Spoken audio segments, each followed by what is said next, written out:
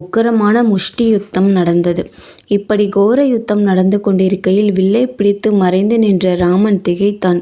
இருவரும் ஒருவரோடு ஒருவர் கலந்து யுத்தம் செய்ய ஆரம்பித்ததும் யார் சுக்ரீவன் யார் வாலி என்று ராமனால் உணர முடியவில்லை.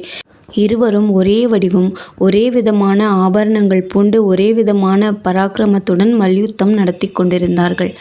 ஆனபடியால் யார் வாலி என்று தெரிந்து கொள்ள முடியாமல் போயிற்று.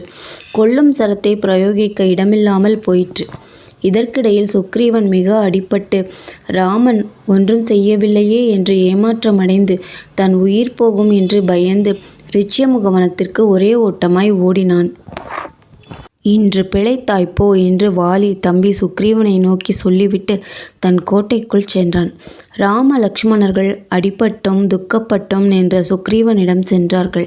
சுக்ரீவன் ராமனை நேரில் பார்க்காமல் தரையை பார்த்து பேசினான். சொன்ன சொல்லை தவறினான் என்பது சுக்ரீவனுடைய கோபம். வாலியை கொல்ல நான் பிரியப்படவில்லை என்று முந்தியே என்னிடம் சொல்லியிருந்தால் நன்றாக இருந்திருக்கும் அல்லவா? என்னை ஏன் வாலியை போருக்கு அழைக்கச் சொன்னாய் என்றான் சுக்ரீவன்.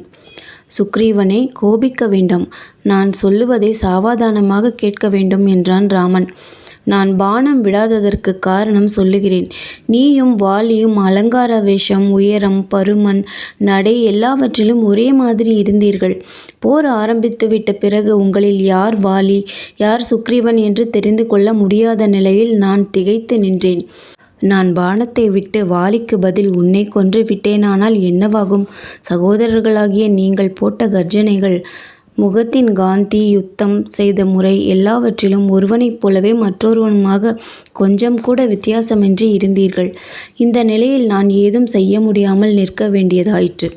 வாலி என்று எண்ணி உன்னை நான் கொன்று விட்டேனானால் அப்புறம் என் கதி என்ன?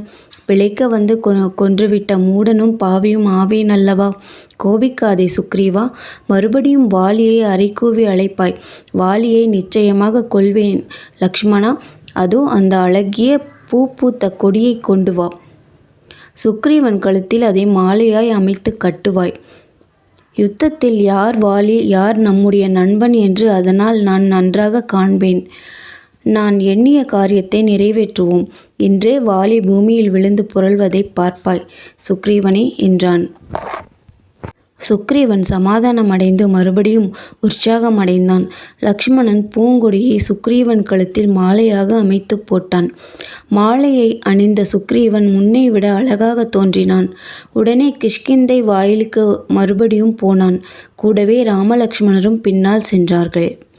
நன்றி. மீண்டும் அடுத்த அத்தியாயத்தில் சந்திப்போம்.